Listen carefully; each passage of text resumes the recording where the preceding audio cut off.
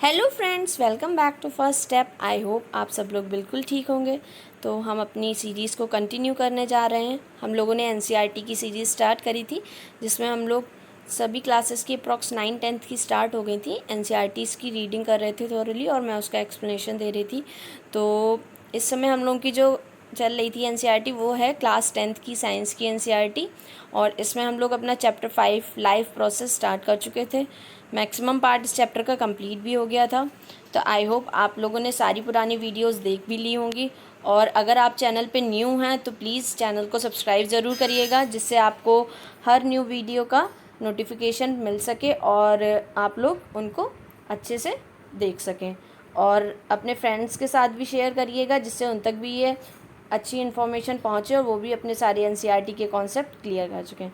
तो हम लोगों ने जितनी भी वीडियोस थी पुरानी, उनमें ये सारे टॉपिक्स, न्यूट्रिशन का टॉपिक भी कंप्लीट कर लिया था, प्लांट्स में, ऑर्गेनिजम्स में न्यूट्रिशन भी हम लोगों ने कर लिया था, types of nutrition, heterotrophic nutrition, autotrophic nutrition, सारी चीज़ें कंप्लीट कर ली थी। और ह्यूमंस का पूरा डाइजेस्टिव सिस्टम कैसे होता, कैसे फूड का डाइजेशन होता है, सारा मैकेनिज़्म भी रीड आउट कर लिया था। उसके बाद हम लोगों ने ये इंटेक्स क्वेश्चंस भी कर लिए थे। रिस्पायरेशन टॉपिक भी हम लोगों ने प्लांट्स में भी रीड आउट कर लिया था, और सारे टाइप के एनारोबिक, एरोबिक रिस्पायरेशन भी पढ़ लिए थे। और जो लास्ट टॉपिक हम लोग रीड कर रहे थे, वो हम लोगों ने अपना रिस्पायरेशन इन ह्यूमंस को कंप्लीट किया था, ये लंग्स वाला पोर्शन पूरा इसका मैकेनिज़्म। और उसके बाद मैंने आपको जो ब्लड मतलब ट्रांसपोर्टेशन का इंट्रोडक्शन भी दे दिया था कि कैसे ह्यूमन बींग्स में ट्रांसपोर्टेशन होता है, कैसे ऑक्सीजन और कार्बन डाइऑक्साइड का एक्सचेंज होता है, होगा। अब आगे जाके हम लोग देखेंगे, ठीक है। तो आज से हमें जो स्टार्ट करना था वो हार्ट का स्टार्ट करना था, कि हार्ट का स्ट्रक्चर कैसा है और हार्ट कैसे पंपिंग करता है ब्लड का। तो हम लोग स्टार्ट करते हैं बिना किसी टाइम को वेस्ट करें। तो यहाँ पे सबसे पहले रीड करते हैं, the heart is a muscular organ which is as big as our fist. तो यहाँ पे बात करें, हार्ट एक मस्कुलर ऑर्गन है, इसमें कोई भी बोन्स नहीं होती हैं, पूरा मसल से बना हुआ ऑर्गन है। और वो कितना साइज़ में होता है, जितनी बड़ी आपकी फिस्ट, फिस्ट का मतलब होता है आपकी मुट्ठी, जितना बड़ा जिस इंसान की हाथ की मुट्ठी होती है, जब आप उसको सारी फिंगर्स को ऐसे करके बंद कर लेंगे तो वो जो फिस्ट बनती है उसको कहते हैं मुट्ठी हाथ की, उतना बड़ा आपका हार्ट होता है। Because both oxygen and carbon dioxide have to be transported by blood. The heart has different chambers to prevent the oxygen rich blood from mixing with the blood containing carbon dioxide. जैसे हमारे blood में दोनों तरीके की gases का transport होना होता है, ऑक्सीजन वाली, ऑक्सीजन का भी ट्रांसपोर्ट होना होता है और कार्बन डाइऑक्साइड का। ऑक्सीजन बाहर से अंदर आती है सेल्स के पास, तो ब्लड का ही ट्रांसपोर्टेशन के थ्रू आती है। कौन लाता है ऑक्सीजन को, हम लोगों ने रीड करा था, एक रिस्पायरेटरी पिगमेंट होता है हीमोग्लोबिन, वो हेल्प करता है ना ऑक्सीजन के ट्रांसपोर्टेशन में। और कार्बन डाइऑक्साइड तो वाटर के साथ डिजॉल्व होकर वापस लंग्स में चली जाती है और उसके बाद वो बाहर चली जाती है, एक्सेल कर देते हैं। तो इसी को ऑक्सीजन रिच वाले ब्लड को बिना ऑक्सीजन रिच या मतलब कार्बन डाइऑक्साइड रिच वाले ब्लड से कैसे मतलब अलग अलग रखें, इसलिए हार्ट में बहुत सारे चैम्बर्स होते हैं, बहुत सारी क्या 4 चैम्बर्स होते हैं, जो ऑक्सीजन रिच ब्लड को कार्बन डाइऑक्साइड वाले ब्लड से डिफरेंट मतलब अलग रखती है, ठीक है। उसके बाद बात करें, the carbon dioxide rich blood has to reach lungs for carbon dioxide to be removed, and the oxygenated blood from the lungs has to be brought back to the heart, and this oxygen rich blood is then pumped to the rest of the body, ठीक है। तो क्या होना होता है, heart क्या कराता है, हार्ट एक पंपिंग का ऑर्गन है ना, मतलब वो किसी चीज़ को पंप करके उसको पुश करके अलग अलग ऑर्गन्स तक पहुंचाता है। पहले बात यहाँ पे क्या करी गई है, हार्ट के पास आता है कैसा ब्लड, हार्ट के पास आता है वो ब्लड जिसके अंदर कार्बन डाइऑक्साइड का कंटेंट ज़्यादा होता है। तो अब हार्ट का काम क्या है, उस वाले ब्लड को लंग्स के पास भेजे। जब वो वाला ब्लड लंग्स के पास जाएगा जिसमें कार्बन डाइऑक्साइड ज़्यादा है, तो वहाँ पे क्या होगा, लंग्स अपने अंदर से ऑक्सीजन उस वाले ब्लड में भेज देंगी और उसका कार्बन डाइऑक्साइड अपने पास ले लेंगी। तो ब्लड कैसा हो जाएगा, अब ब्लड ऑक्सीजन रिच हो जाएगा। तो वहाँ से क्या होता है, जो ब्लड होता है फिर लंग्स से वापस होके किसके पास आ जाता है, हार्ट के पास आ जाता है। और फिर ये हार्ट अब क्या करेगा, जो ऑक्सीजन वाला ब्लड आ गया है उसके पास, वो वापस से क्या कर देता है, सारे बॉडी के ऑर्गन्स में भेज देता है जिन जिनको ब्लड चाहिए होता है, कैसा ऑक्सीजन रिच, मतलब जिन जिनको ऑक्सीजन चाहिए होती है वो ब्लड के थ्रू ट्रांसपोर्ट कर देता है। तो ये यहाँ पे स्टार्टिंग में बताया गया था। नेक्स्ट हम लोग रीड करते हैं, यहाँ पे कैसे बताया है, देखिए अब ये मैकेनिज्म बताया हुआ है कहाँ से कौन सा ब्लड एंटर करता है।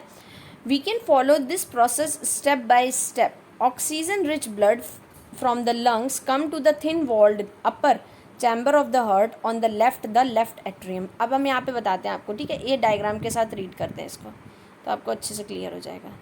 सबसे पहले इन्होंने क्या बताया है कि जो ऑक्सीजन रिच ब्लड है, मतलब oxygen rich blood from the lungs come to the thin walled upper chamber of the heart on the left, तो ये आपको दिख रहा है ना लेफ्ट एट्रियम, ये लेफ्ट एट्रियम है, ठीक है।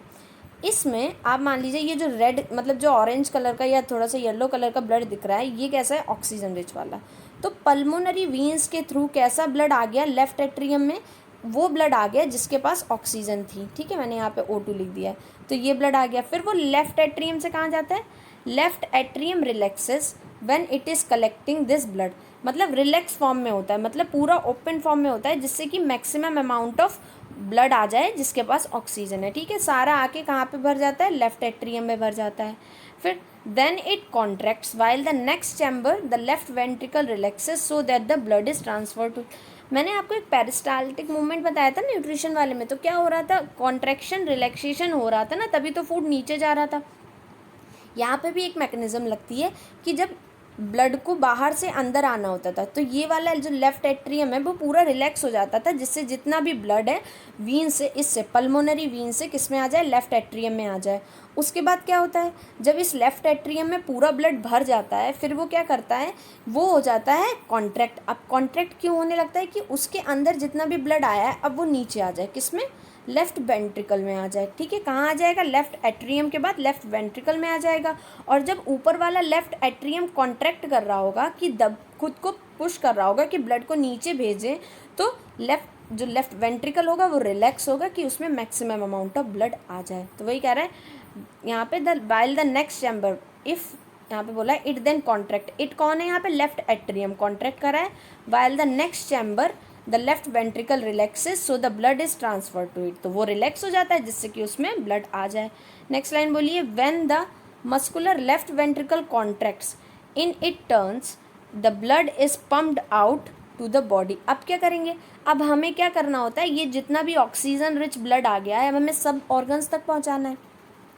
तो अब ये जो है लेफ्ट वेंट्रिकल, ये क्या करेगा, ये कॉन्ट्रैक्ट करेगा कि इसके अंदर जितना ब्लड आ गया है ना, ऊपर से लेफ्ट एट्रियम से जो भी ब्लड आ गया है वो कहाँ चला जाए, वो ऑर्टा के थ्रू कहाँ जाएगा, ये जो ऑर्टा दिख रही है इसके थ्रू अब सारे ऑर्गन्स में चला जाए, कहाँ चला जाए, ऑर्गन्स में चला जाए, ठीक है। तो ये ऑर्टा के थ्रू सारे ऑर्गन्स में चला गया। तो अब क्या होगा, जब ये ऑर्टा के थ्रू कैसा वाला ब्लड गया है, ऑक्सीजन रिच वाला ब्लड, तो यहाँ पे से ये ब्लड दिख रहा है ना आपको, एरो का स्ट्रक्चर भी दिख रहा होगा इसमें कि पल्मोनरी वीन से सबसे पहले लेफ्ट आर्ट्रियम में आया, लेफ्ट आर्ट्रियम में जब पूरा भर गया तब वो कॉन्ट्रैक्ट होकर ब्लड को कहाँ भेजा, लेफ्ट वेंट्रिकल में भेजा।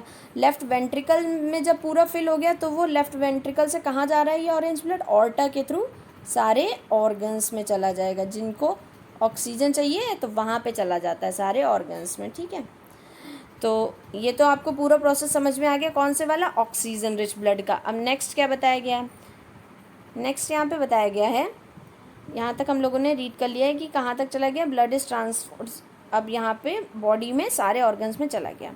अब नेक्स्ट बोला है कि जो deoxygenated blood comes from the body to the upper chamber of the right atrium as it relaxes. अब क्या होगा, जो डीऑक्सीजनेटेड ब्लड है, डीऑक्सीजनेटेड ब्लड का मतलब वो ब्लड जिसके अंदर कार्बन डाइऑक्साइड ज़्यादा होगी, ठीक है। डीऑक्सीजनेटेड ब्लड का मतलब ऑक्सीजन नहीं है और लेकिन कौन सी गैस ज़्यादा होगी, कार्बन डाइऑक्साइड ज़्यादा होगी, तो वो कहाँ आएगा, अब वो आएगा कहाँ पे, देखिए वो आएगा इधर, ये जो आप लोगों को दिख रही है ना वीना कावा, और ये राइट एट्रियम दिख रहा है, ये राइट एट्रियम, इधर मैं और मूव करती हूँ, तो ये जो वेना कावा ये आपको दिखा राइट एट्रियम में, इस राइट एट्रियम में अब आएगा कैसा ब्लड, डीऑक्सीजनेटेड ब्लड। कहाँ से आएगा, ये वेना कावा जो होती हैं, और ये दिख रहा होगा अपर बॉडी और लोअर बॉडी, मतलब इस ये दो तरफ से होती है, मतलब जो आपकी अपर बॉडी है, मतलब जो आपका हेड है, फेस है, यहाँ से जो भी ऊपर के जो भी चेस्ट एरिया है वहाँ से ब्लड हार्ट में आना है, और नीचे लोअर बॉडी जो भी है, लेग्स हैं और बाकी जितने भी ऑर्गन्स हैं वहाँ से भी ब्लड आना है।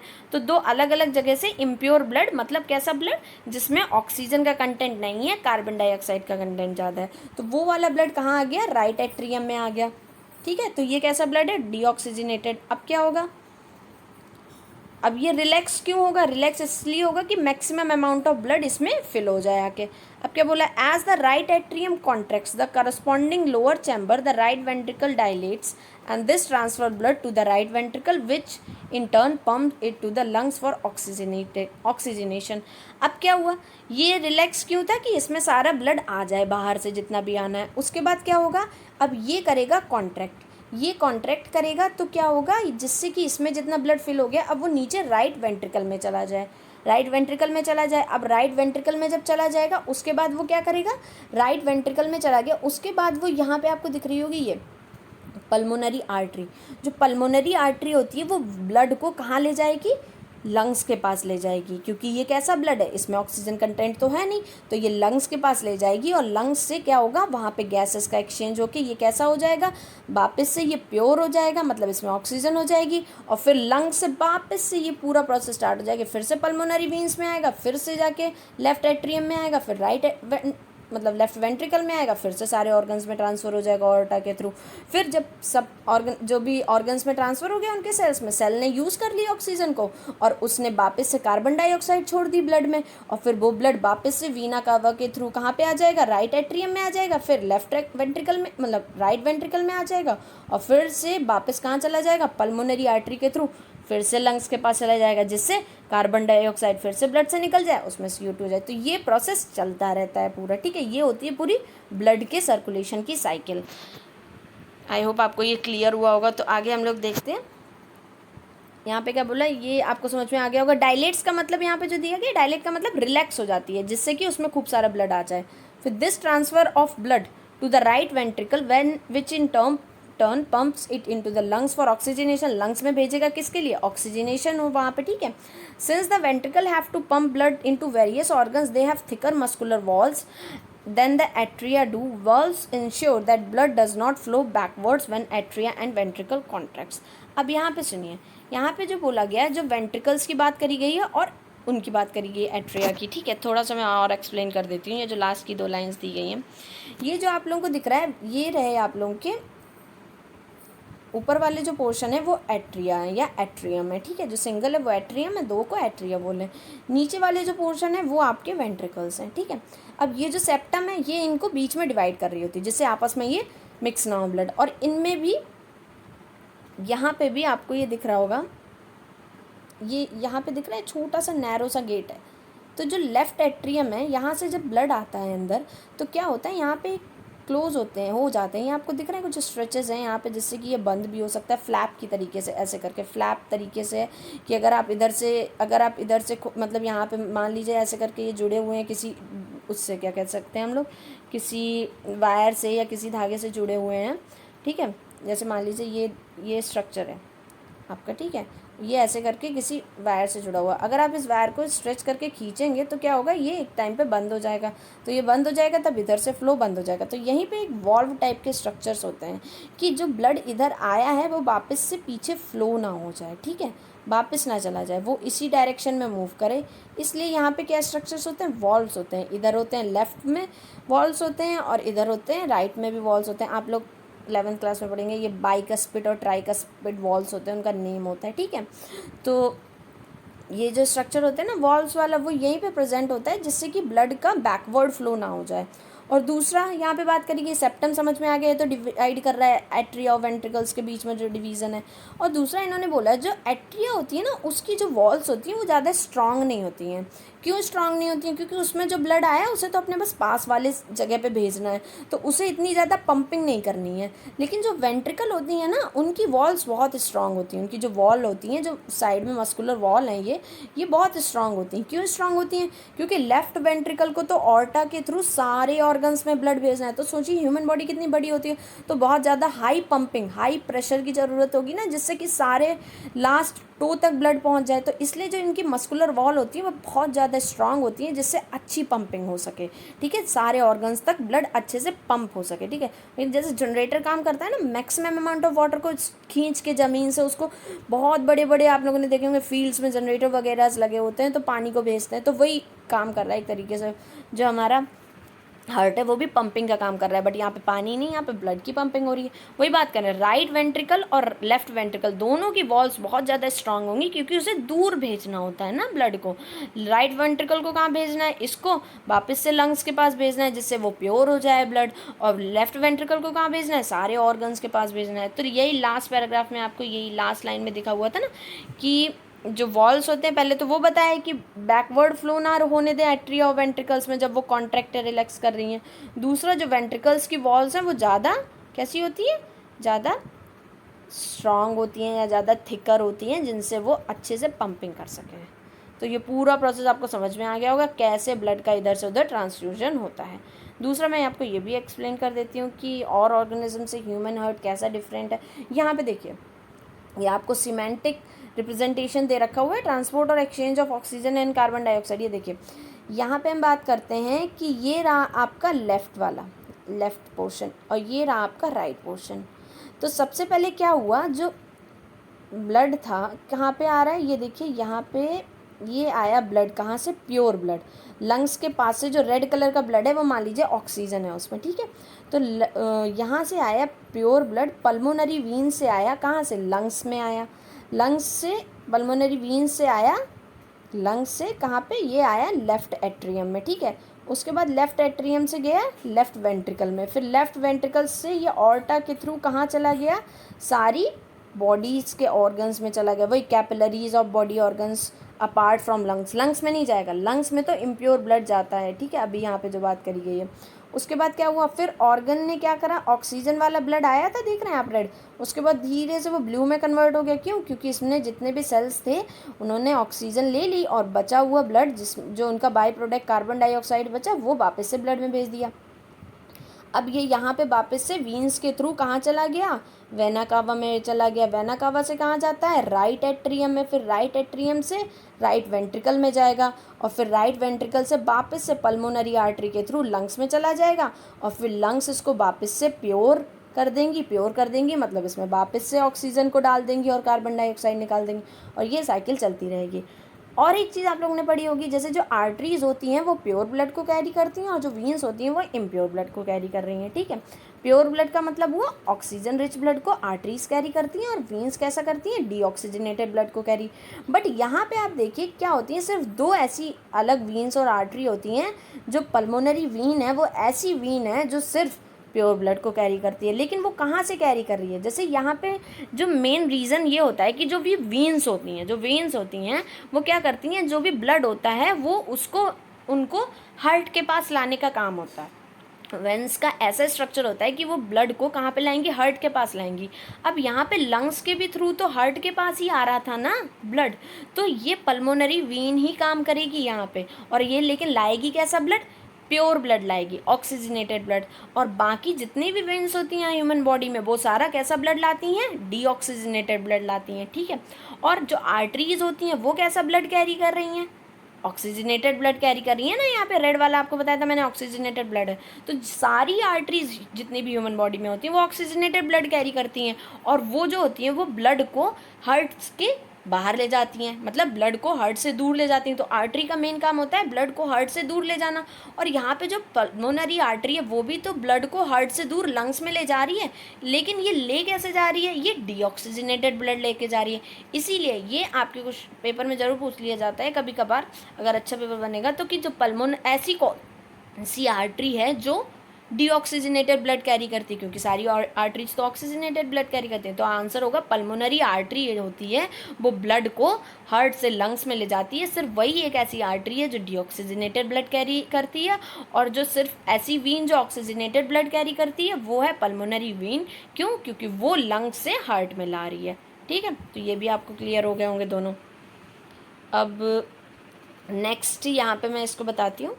यहाँ पे बोला है the separation of right side and the left side of the heart is useful to keep oxygenated and deoxygenated blood from mixing. पहले बता चुकी हैं, सेपरेट करके रखा हुआ है सेप्टम के through. Such separation allow highly efficient supply of oxygen to the body. तो ईजिली दिख रहा है ना, कोई भी ऑक्सीजनेटेड वाला आ रहा है ईजिली, वो इधर से पंप होकर फिर ऑर्टा के थ्रू जा रहा है, तो प्रॉपर एक सीमेंटिक साइकिल चल रही है। ये ह्यूमंस में ही होता है। तो this is useful in animals that have high energy needs such as birds and mammal which constantly use energy to maintain their body temperature. तो बॉडी टेम्परेचर को मेंटेन करने के लिए हाई एनर्जी चाहिए होती है। तो ऐसा ऑक्सीजनेटेड ब्लड जिसमें मैकेनिज्म दिन पूरे टाइम चलती रहती हैं फंक्शन सेल की, तो ऐसे को ब्लड की सप्लाई बहुत चाहिए होती है। ब्लड की सप्लाई क्यों चाहिए? क्योंकि वो ऑक्सीजन देता जा रहा है सेल्स को, जिससे कि वो अपनी फंक्शंस परफॉर्म करते जा रहे हैं। तो ये हायर ऑर्गेनिजम्स में ही ऐसी टाइप की मैकेनिज्म होती है जिसमें प्रॉपर सेपरेशन है ऑक्सीजनेटेड ब्लड का डीऑक्सीजनेटेड ब्लड से, ठीक है। In animals that do not use energy for this process, the body temperature depends on the temperature in the environment. अब ये क्या होता है, जो ब्लड होता है ना, ऑक्सीजनेटेड ब्लड और डीऑक्सीजनेटेड ब्लड, हमारी बॉडी में ये सेपरेटेड है। तो इस कारण जो होते हैं हम लोग अपने बॉडी के टेम्परेचर को मेंटेन कर लेते हैं। सर्दी में भी हम लोग अडेप्ट कर लेते हैं वैसी कंडीशन, गर्मियों में भी हम लोग गर्मियों के अकॉर्डिंग अपनी बॉडी से पसीना निकाल के या स्वेट वगैरह को निकाल के हम लोग कूल डाउन हो जाती है हमारी बॉडी। और सर्दियों में क्या कहते हैं, हैंड्स वगैरह रब करके हम लोग अपनी बॉडी का टेम्परेचर को मेंटेन करते हैं कि वो वार्म रहे। तो ये हम लोग कर पाते हैं क्यों? क्योंकि हमारी बॉडी में क्या होता है, जो oxygenated blood deoxygenated blood separate होता है, उनका मूवमेंट भी अलग अलग होता है, उनकी मिक्सिंग नहीं होती है। तो ये प्रोसेस सिर्फ कौन से ऑर्गेनिज्म कर पाते हैं? ह्यूमंस वगैरह या हायर ऑर्गेनिज्म कर पा रहे हैं, ठीक है। लेकिन कुछ एनिमल्स ऐसे होते हैं जिनको इतनी एनर्जी नहीं चाहिए ये चीज़ें मनाने के लिए कि मतलब वो अडेप्ट कर सकें वैसी जैसा इन्वायरमेंट है उसके अकॉर्डिंग, तो उनके में इतना एडवांस मैकेनिज्म भी नहीं होता है ट्रांसपोर्टेशन का। जैसे such animals like amphibians or many reptiles have 3-chambered heart and tolerate some mixing of oxygenated and deoxygenated blood. कुछ ऐसे एम्फीबियंस हैं, एम्फीबियंस जो मतलब पानी में भी और लैंड्स पे दोनों रहते हैं, जैसे फ्रॉग है, क्रोकोडाइल है, ठीक है। लेकिन क्रोकोडाइल एक एक्सेप्शन होता है, बाकी एम्फीबियंस की बात करते हैं। और रेप्टाइल्स जैसे छिपकली हैं, स्नेक्स हैं, इनमें क्या होता है, 3 चैम्बर का ही हार्ट होता है कि उनमें आता तो अलग अलग ब्लड है लेकिन ऑक्सीजनेटेड डीऑक्सीजनेटेड ब्लड की एक जगह पे मिक्सिंग हो जाती है। उसके बाद फिशेज हैं, फिशेज में तो सिर्फ 2 ही चैम्बर का हार्ट होता है and the blood is pump to the gills and is oxygenated there and passes directly to the rest of body. क्या होता है, जो गिल्स मतलब क्या होता है, हार्ट होता है, उसमें 2 चैम्बर होते हैं। एक जगह से आया ब्लड डीऑक्सीजनेटेड वाला, उसके बाद से उसको गिल्स में ट्रांसफ़र कर दिया गया और फिर दूसरी जगह पे आता है, तो फिर वो मिक्स हो जाता है ऑक्सीजनेटेड और डीऑक्सीजनेटेड ब्लड, क्योंकि फिशेस में 2 चैम्बर्स होते हैं। ये इंपॉर्टेंट पॉइंट है। रेप्टाइल्स और एम्फीबियंस में 3 चैम्बर्स होते हैं। इनमें कितने होते हैं, 3 होते हैं। फिशेस में कितने होते हैं, 2 चैम्बर्ड होते हैं। ह्यूमंस में कितने होते हैं, 4 चैम्बर्ड हार्ट होता है। तो नेक्स्ट यहाँ पे क्या बताया गया है, thus the blood goes only once through the heart in the fish during the one cycle of and passes through the body. On other hand, it goes through the heart twice during each cycle in other vertebrate. This is known as double circulation. तो fishes में क्या होता है ना, blood एक ही बार जाता है heart में। लेकिन हमारे देखिए आप, जो हम लोग हैं, ह्यूमंस हैं या जो एनिमल्स हैं, उनमें क्या हो रहा है, एक बार ब्लड कहाँ पे आ रहा है, ब्लड यहाँ पे आ रहा है। एक बार तो प्योर ब्लड आ रहा है, किसमें, हार्ट में प्योर ब्लड आ रहा है। दूसरी बार कैसा ब्लड आ रहा है, इम्प्योर ब्लड आ रहा है। तो 2 बार आ रहा है ना ब्लड हमारे किसमें, हार्ट में। तो हमारा जो सर्कुलेशन होता है उसे हम लोग डबल सर्कुलेशन कहते हैं, क्योंकि इसमें 2 बार ब्लड आता है हार्ट में। लेकिन फिशेस में एक ही बार ब्लड आता है उनके हार्ट में, इसलिए उसे सिंगल सर्कुलेशन कहते हैं, ठीक है।